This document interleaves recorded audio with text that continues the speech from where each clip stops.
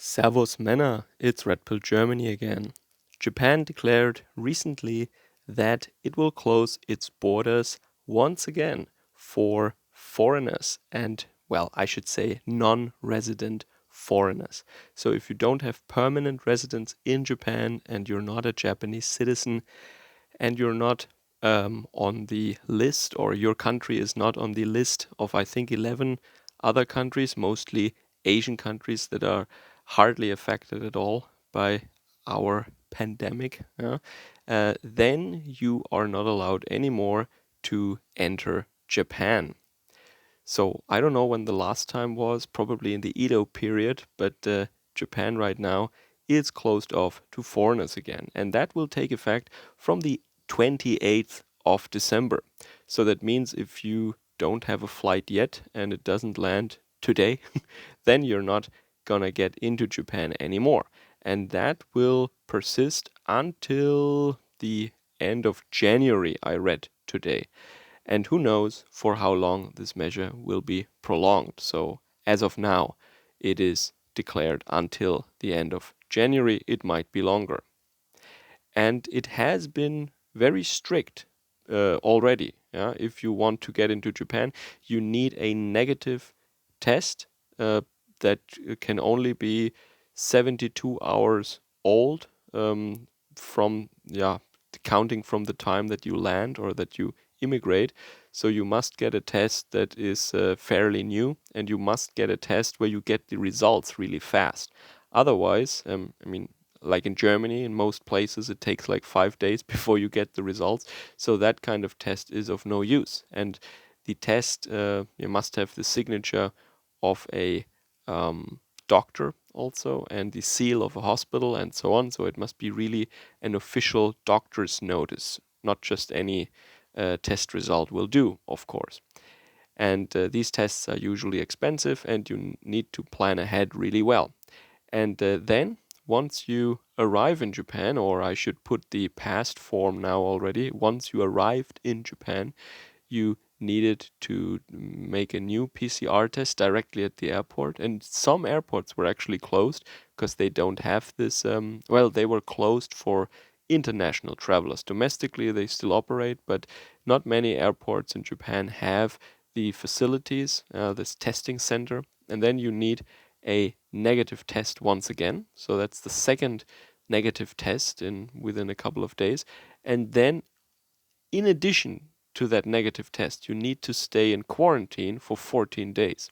And you are not allowed to use public transport, of course, from the airport to your place of residence. And if you can't organize that, then you have to, then you will be told to go to a nearby hotel or something, and you have to pay that on your own dime. Yeah, you have to pay for that yourself. So they have already been very strict. I mean, you need 2 negative tests and quarantine. I mean, even if the tests are negative, of course, you still have to quarantine. And that is already pretty strict, I would say, but now, and it is so interesting, they blame that actually, or they not blame, but they explain that, they justify that with this new strain from the UK, this strain that is said to be more aggressive not more severe in terms of symptoms, but more infective, they claim. And the only thing that I read where this claim comes from is that in the UK they found out that it kind of replaces or the other strains, the older strains of the virus, and they explain that by a increased infection rate or something. But I mean, there could be other reasons for why this new strain now is replacing the others, and it becomes more predominant within the virus population of the UK. I don't know. So this new strain, has also been found already in the Netherlands and in Germany and also in Japan, by the way. And it came from someone who traveled from the UK. So it came from the UK to Japan already. And maybe it's too late to close the country. And who knows? I mean, there is a discussion to be had of, is it really justified, just because there is a new strain. There have been thousands of other mutations before that, and it won't be the last time that, I mean, this is what viruses do. They mutate, right?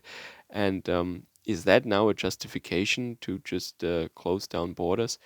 Yeah, but it doesn't affect a lot of people because not many people actually travel to Japan anyway, because as I said, it is highly inconvenient as it is. I mean, international travel, intercontinental travel, air travel is really made very expensive, very time consuming, very tedious. I mean, still remember how it was before 9/11 when you could just, enter the plane and then just fly.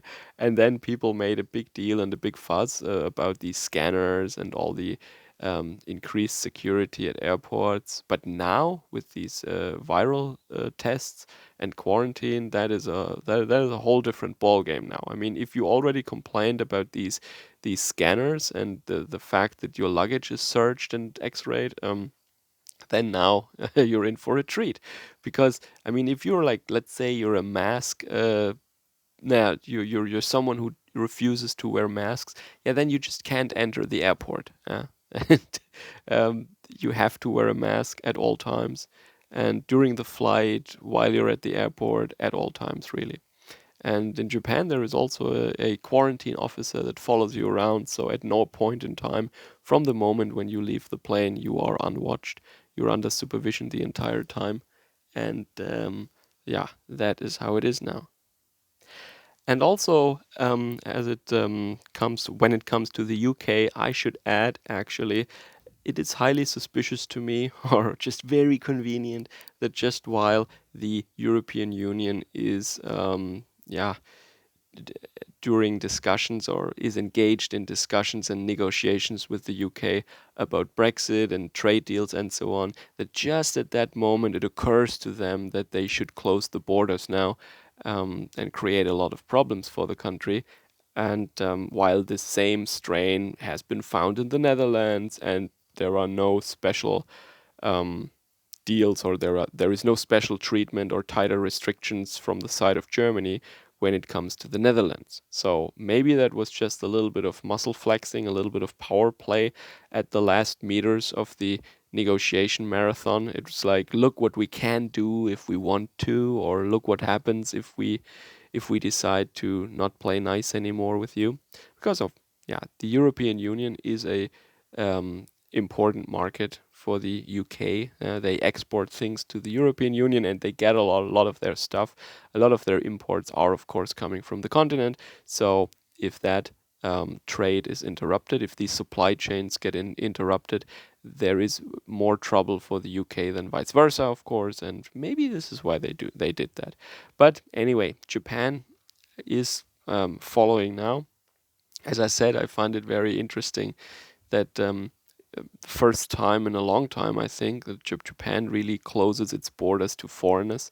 And as I said, there is a small list of countries, including, I think, Thailand and China, like cases, countries that officially don't have a lot of cases, and they are excluded. But pretty much the rest of the world, I mean, with few exceptions, the rest of the world is pretty much now barred from entering Japan.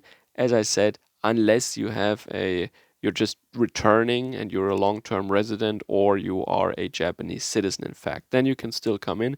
But even then, the all these tests and all the quarantine measures and all that stuff, that still applies, even if you have a Japanese passport, even if you are a long-term resident. So that is the status as of now. And yeah, I was probably lucky. Yeah, that was fortunate timing. All right. So I hope you enjoyed your Christmas or whatever other festivities you have towards the end of the year. And I hope that you all can bring 2020 to a yeah, not good end maybe, but maybe that the last days of 2020 are better than the average day of this year. Take care. Servus, Kameraden.